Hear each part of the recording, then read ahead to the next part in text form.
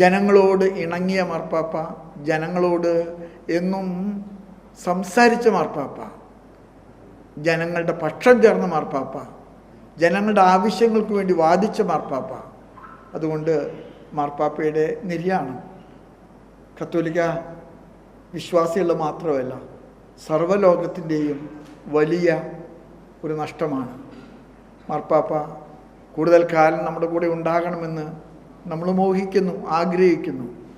പക്ഷേ ദൈവത്തിൻ്റെ തിരുവിഷ്ടമനുസരിച്ച് മാർപ്പാപ്പ യാത്രയാകുമ്പോൾ നമുക്ക് മാർപ്പാപ്പയെ ആദരവോടുകൂടെ, ആത്മാഞ്ജലിയോടുകൂടെ മാർപ്പാപ്പയ്ക്ക് യാത്രാമൊഴികൾ ചെല്ലാം. മാർപ്പാപ്പയുടെ ശവസംസ്കാരത്തെ സംബന്ധിച്ചുള്ള അറിവുകളൊന്നും തന്നെ ഔദ്യോഗികമായിട്ട് ഇതുവരെ പുറത്തു വിട്ടിട്ടില്ല. ഉടനെ തന്നെ അത് പുറത്തു വരുമെന്ന് ഞങ്ങൾ പ്രതീക്ഷിക്കുന്നു. നിങ്ങൾ മാധ്യമങ്ങൾ മാർപ്പാപ്പയെ എന്നും സ്നേഹിച്ചിട്ടുള്ളവരാണ്, എന്നും മാർപ്പാപ്പയെ ഉയർത്തി കാണിച്ചിട്ടുള്ളവരാണ്. സഭയുടെ നാമത്തിൽ നിങ്ങളോടൊക്കെ ഞാൻ നന്ദി പറയുന്നു.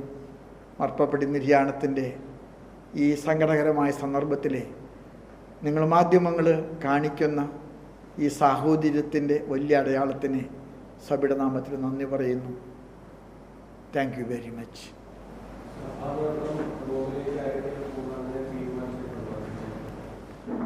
മാർപ്പാപ്പയുടെ ഖബറടക്ക ശുശ്രൂഷയെ സംബന്ധിച്ചിട്ടുള്ള ഒരു തീരുമാനങ്ങളും വന്നിട്ടില്ല. സാധാരണ നിലയ്ക്ക് മാർപ്പാപ്പ മരിച്ചു കഴിഞ്ഞാൽ സെക്രട്ടേറിയറ്റ് ഓഫ് സ്റ്റേറ്റ് അവരാണ് പിന്നീട് കാര്യങ്ങൾ നടത്തുക. കാർഡിനൽ പേദ്രോ പറോളിൻ എന്ന് പറയുന്ന ഒരു കാർഡിനലാണ് ഇപ്പോഴത്തെ സെക്രട്ടേറിയറ്റ് ഓഫ് സ്റ്റേറ്റ്.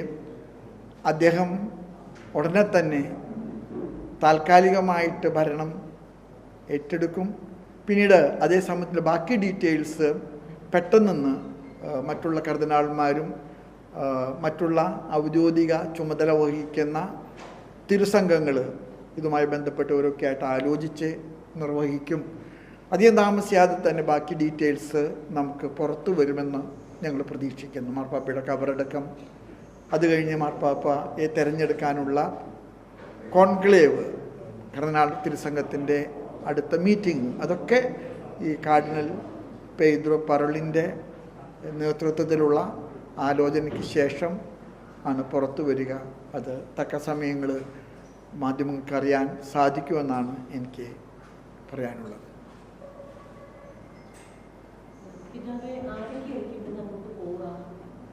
ഞങ്ങളൊന്നും ഈ ന്യൂസ് നമുക്ക് വന്നിട്ടേ ഉള്ളൂ.